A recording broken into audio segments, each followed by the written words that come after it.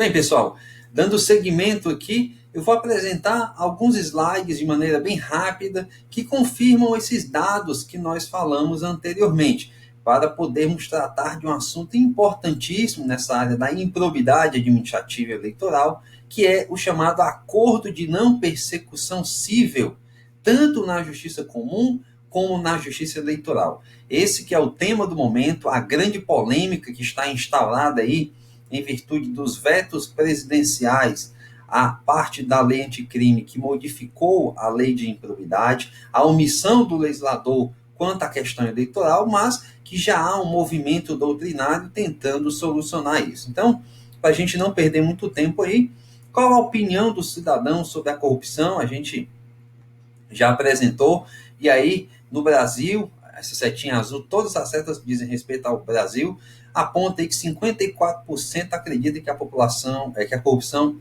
aumentou, e assim vai. Isso aqui já falamos. 85% da população acha que a corrupção no âmbito governamental é um grande problema. 13% pensam que ela não é um grande problema, tá certo? Temos aí no Brasil 91% que aponta que é um grande problema. Há a convicção natural de que falta integridade política, principalmente próximo às eleições, tá certo? E aí, se a gente olhar aqui o segundo parágrafo da linha esquerda, da primeira coluna, o que ele diz? Os resultados mostram que temos um caminho longo a percorrer para melhorar a integridade política. 75% dos cidadãos da América Latina e do Caribe acham que seu governo e administração é administrado por poucos interesses particulares, principalmente nas Bahamas e no Brasil, em que se aponta 75%. E 54% também acham que os políticos tomam decisões ou votam de forma que favoreça empresas ou pessoas que os apoiam politicamente ou fazem doações. Então, isso daí é algo que de fato revela o que nós sentimos, né? 1 em cada 4 pessoas recebe ofertas de propina em troca de votos, 56% acham que fake news são frequentemente disseminadas próximas às eleições e 65% acham que seu governo é administrado por interesses particulares. A taxa de compra de votos por país demonstra que o Brasil só perde para México e República Dominicana, isso no contexto da América Latina e do Caribe, mas que é um índice alarmante. Se você pegar aí, depois do Brasil, você tem Colômbia com 40, Honduras com 36 e depois Guatemala com 27, que já começa a aparecer um grande distanciamento aí, tá bom? E aí, cidadãos acreditam que podem efetivamente colaborar, a taxa do Brasil é de 82% de crença, tá bom? E aí, depois vocês analisam aí com o material que eu quero passar aqui para o tema importantíssimo, como eu disse para vocês. A Lei Anticrime, a Lei 13.964 de 2019, que trouxe profundas mudanças no sistema penal e processual penal. Não vou usar a rubrica da lei quando ele diz aperfeiçoa, porque esse aperfeiçoamento aí é muito subjetivo. Há diversos pontos que são contestáveis, que favorecem a criminalidade, outros que geram lacunas que não se concebem, então eu deixo aperfeiçoar para o legislador. Mas no tema da nossa aula, especificamente falando, nós temos a modificação implementada no artigo 17 da Lei de Improbidade Administrativa. Até então, o parágrafo 1º desse dispositivo vedava taxativamente toda e qualquer transação em sede de ações de improbidade. É bem verdade que, já antes dessa modificação, parte da doutrina, e eu me filiava já a essa corrente, lá no Vadmec, eu discorria sobre isso, no sentido de que toda a modificação ocorrida nos últimos anos no sistema brasileiro anticorrupção, principalmente na área criminal, apontavam para uma derrogação desse dispositivo. Porque se nós tivéssemos uma organização criminosa política que praticasse crimes contra a administração pública e outros conexos. Esses membros, ou algum dos seus membros, poderiam vir a celebrar acordos de colaboração premiada, ficando até isento de pena. Mas, na improbidade, eles teriam que responder, e isso gerava até um desestímulo à celebração dos acordos, porque havia uma assimetria no sistema jurídico. A Lava Jato fez isso de maneira pioneira, foi mantido pelo TRF4, mas nada melhor do que nós atuarmos sob a égide da lei clara, dizendo pode ser feito o acordo em ação de improbidade. Feita esta introdução, nós temos que trazer os problemas operados. Por quê? No Congresso Nacional, ainda que de maneira tímida, a regulamentação do acordo de não persecução civil foi feita em um patamar apontando que o Ministério Público poderia celebrar estes termos, trazendo alguns parâmetros mínimos, estándares mínimos, para que fossem estabelecidas condições, requisitos, mas esse dispositivo exatamente que trazia os parâmetros e estándares mínimos foi vetado pelo presidente da República. E aí nós caímos num limbo, nós caímos num vácuo normativo que exige uma verdadeira ginástica hermenêutica para que nós saibamos como proceder doravante. Porque a lei autoriza expressamente o acordo de não persecução civil. Como nós vamos operacionalizá-lo, já que o dispositivo que tratava foi vetado? Tudo bem que vai ser aí objeto de deliberação nos próximos dias pelo Congresso Nacional. Mas se o Congresso mantiver este veto, o que fazer? Como fazer? Quando é cabível? Quando não é cabível? A partir de qual momento e até quando se pode celebrar? Uma pessoa pode fazer mais de um acordo de não persecução civil?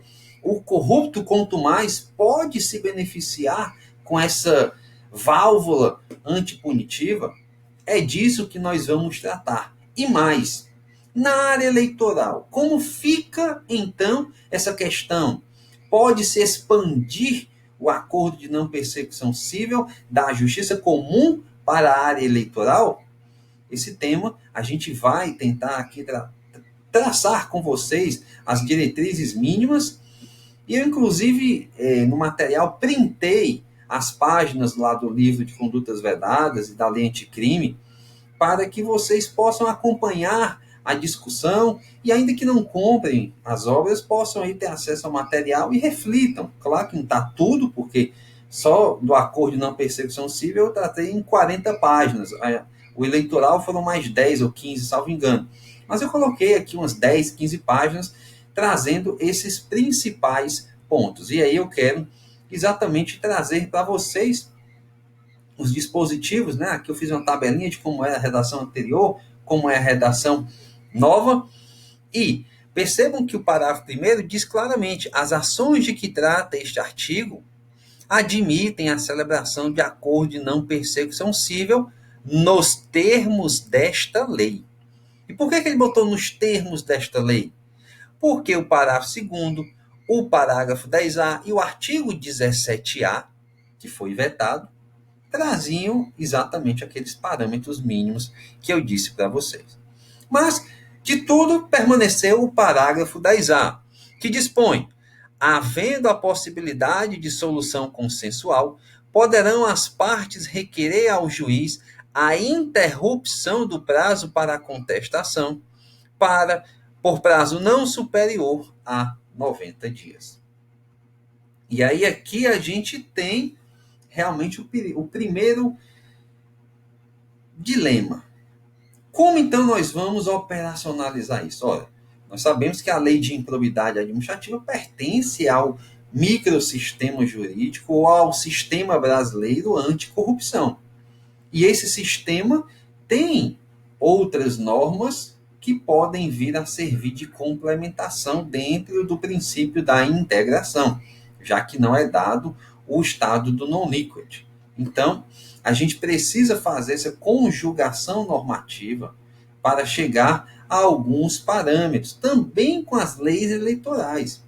As leis eleitorais fazem parte do sistema anticorrupção, em especial a lei da ficha limpa, quando traz as hipóteses de inelegibilidade por conta de condenações em ações de improbidade administrativa. Então, eu trago aqui exatamente esse parâmetro. Primeiro, é constitucional se prever acordo de não persecução cível para atos de improbidade administrativa? A resposta me parece ser claramente que sim. Já falei que nós tivemos uma evolução normativa do princípio da consensualidade no direito brasileiro. Começamos lá na década de 90, com transação penal, com suspensão condicional do processo, com acordos já de leniência, colaboração premiada, para chegarmos, por fim, à lei de improbidade. E mais, se nós formos ler o artigo 37, parágrafo 4º da Constituição Federal, ele diz expressamente que a lei disporá sobre as sanções cabíveis pelos atos de improbidade.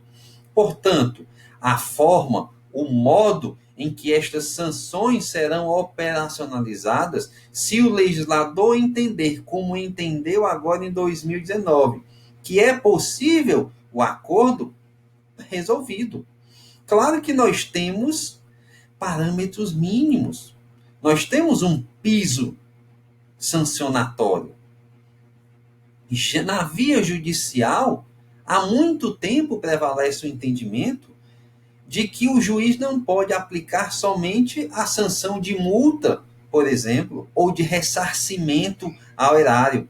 O piso é sempre sanção de ressarcimento ao erário, que dizem até que não é a sanção específica, mas pelo menos uma das demais punições previstas na lei de improbidade. E esse é o parâmetro mínimo para o acordo de não persecução cível. Reparação ao erário, mas pelo menos uma das outras sanções. Igor, eu estava lendo o acordo de não persecução penal, lá do artigo 28A do CPP, já que um ato de improbidade também pode ser crime, via de regra é. E é possível que comporte lá o acordo. Muito bem. E lá no acordo de não persecução penal, está dito que um dos requisitos é a confissão do ato. Eu posso dizer que para que se celebre acordo de não persecução cível, também deve existir, como condição sine qua non, a confissão? Não. Primeiro porque você está criando um requisito não expresso na lei. Você está falando de restrição a direitos. E, nesse sentido, as normas devem ser interpretadas de maneira restritiva. Agora, estamos em sede de negócio jurídico extraprocessual ou processual, que pressupõe livre acordo de vontades. E é recomendável, aliás, eu escrevo isso, é recomendável que em todo acordo de não persecução civil seja colocada uma cláusula de confissão. Por quê? Você consegue inserir, a partir desta confissão, com base no artigo 202 do Código Civil, um marco interruptivo da prescrição do ato de improbidade. Sim, porque o cidadão pode fazer o acordo como estratégia. Ele pode não querer ser condenado, sofrer o desgaste, porque tem um interesse político eleitoral, digamos, e descumprir. Esperar passar o tempo, enrolando, pagar uma prestação, pagar outra, vai fazendo o velho migué. E aí, depois, opera-se a prescrição e ele estaria imune. Então, a inserção da cláusula de confissão é importantíssima, embora não possa ser imposta, para que se resguarde o marco interruptivo da prescrição. Tá bom? Muito bem. Então, há essa diferença aí com o acordo de não persecução penal. Mas voltando à constitucionalidade, portanto, não há dúvida de que é constitucional a previsão do acordo de não persecução civil, e eu trago esses parâmetros. Falo da necessidade da integração normativa, como a gente já tratou aqui diante da omissão, e aí a gente vai usar a lei de introdução às normas do direito brasileiro, a lei da ação civil pública e a lei 13.150 de 2015, que trata da autocomposição de conflitos no âmbito da administração pública. Aliás, nós devemos encarar o acordo de não persecução civil como um TAC. Essa é a sua natureza. Não há dúvida, parece que o consenso da doutrina caminha para esse sentido. Mas a lei não trouxe limites. A lei diz, cabe o acordo, ponto final. E a grande questão, a grande dúvida é, então todo ato de improbidade comporta acordo? É isso que o legislador está dizendo? Essa é a melhor interpretação? Essa é a interpretação que consegue equilibrar o interesse estatal de uma justiça célere e efetiva e o interesse social de proteção suficiente à probidade, de punição dissuatória e inibitória dos atos de corrupção? A mim parece que não. Em especial quando você conhece o sistema como um todo na área eleitoral. Porque a análise das leis eleitorais, em especial a Lei Complementar 64/90 e o artigo 14, parágrafo 9º da Constituição, deixam claro que nós temos alguns limites objetivos e subjetivos. E estes limites subjetivos, inclusive, podem ser extraídos a partir do acordo de não persecução penal e do princípio da moralidade administrativa. Porque, como eu disse, será então que um sujeito que responde a 10 ações de improbidade, a 5 ações de improbidade, ou a 5 inquéritos civis públicos por atos de improbidade, pode fazer acordo nesses 5 procedimentos, nesses 10 procedimentos? Claro que não, né, meus amigos? Não é esse o interesse da lei, pelo menos a mim parece. Porque nós estamos tratando de punição e não de semana da conciliação. Acordo de não persecução civil tem uma natureza completamente diferente de simplesmente desafogar a máquina judiciária para fins de celeridade processual. Celeridade processual é um fim desejado, almejado, mas não é um fim em si mesmo. Ainda mais porque nós estamos tratando de atos de corrupção. Atos que importam violação às estruturas basilares do regime democrático de direito, aos princípios da administração pública, à regra básica de não subtrair coisa pública, de não utilizar coisa pública em proveito próprio ou alheio. Então, a gente não pode entrar nessa onda conciliatória sem limites, sem freios. É uma nova perspectiva, deve ser incentivada, mas com os limites objetivos e subjetivos que se consegue extrair do sistema brasileiro anticorrupção. E eu trago isso exatamente aqui nessa perspectiva dos quadros, tá bem? Eu fiz uma análise do limite temporal, por exemplo. Por que esse limite temporal é importante?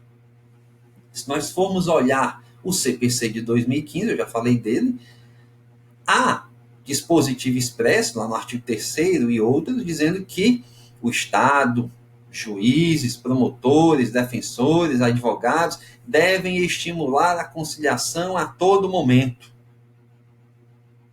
A grande questão é, esse impacto temporal indefinido, ele é compatível com a questão da improbidade?